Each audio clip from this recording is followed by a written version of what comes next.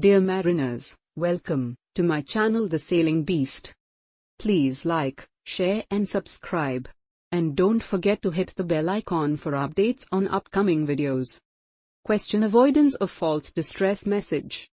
Answer: 814-19 Guidelines for the avoidance of false distress alerts. Administrations should: Point 1. Inform ship owners and seafarers about the implications of the rising number of false distress alerts. Point 2. Take steps to enable ships properly to register all GMDSS equipment, and ensure that this registration data is readily available to RCCs. Point 3. Consider establishing and using national enforcement measures to prosecute those who. Point 3.1. Inadvertently transmit a false distress alert without proper cancellation, or who fail to respond to a distress alert due to misuse or negligence. Point 3.2. Repeatedly transmit false distress alerts, and Point 3.3. Deliberately transmit false distress alerts. Point 4. Use the International Telecommunication Union violation reporting process for false distress alerts, or for failure to respond to a distress alert relayed from shore to ship. 5. Ensure that all relevant ship personnel know how GMDSS equipment operates, the importance of avoiding false distress alerts, the steps to be taken to prevent transmission of such false distress alerts, and the procedures to be followed when a false distress alert has been transmitted. Point 6. Inform type approval authorities of false distress alert problems, in order to draw their attention to the testing and alerting functions of radio equipment during the type approval process.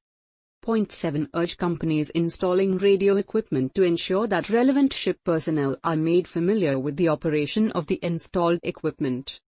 Point 8. Investigate the cause when a specific model of GMDSS equipment repeatedly transmits unwanted distress alerts, and inform the appropriate organizations accordingly.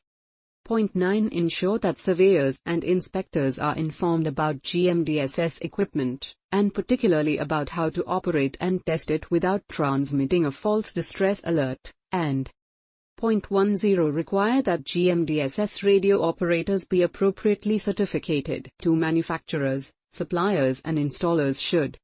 Point 1. Design equipment for distress alerting so that. Point 1.1. It will not be possible to transmit a distress alert unintentionally. Point 1.2. The panel for emergency operation is separated from the one for normal operation and is partially fitted with a cover, and the switches on the panel are clearly classified by coloring, and Point 1.3. There are standardized arrangements of operation panels and operational procedures. Point 2. Design test features so that the testing of GMDSS equipment will not result in the transmission of false distress alerts.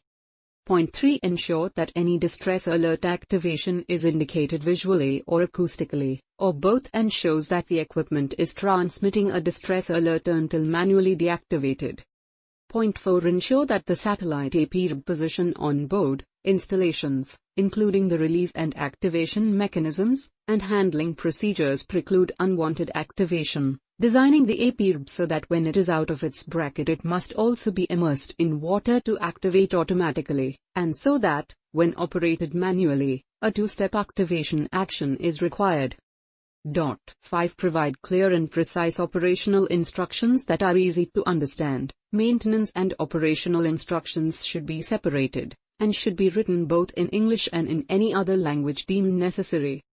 Point 6. Ensure that when any GMDSS equipment has been installed, the necessary instructions are given to ship personnel, drawing specific attention to operational procedures. A record should be kept that such instructions have been given, and Point 7. Ensure that supply and installation personnel understand how the GMDSS works, and the consequences of transmitting a false distress alert.